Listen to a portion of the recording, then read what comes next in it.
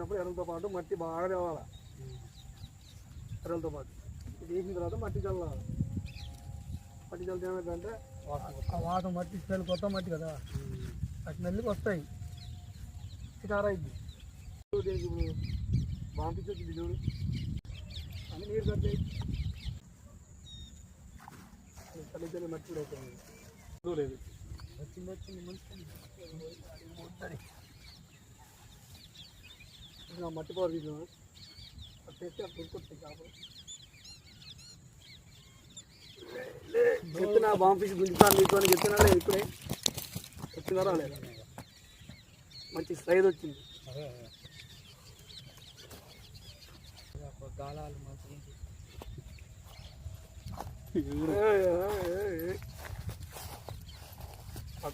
Big size bomb fish గతి లేక ఇన్ని పడతానికి వస్తాను. చేపల షికారు ఏది లేదు, ఒకేసారి దగ్గర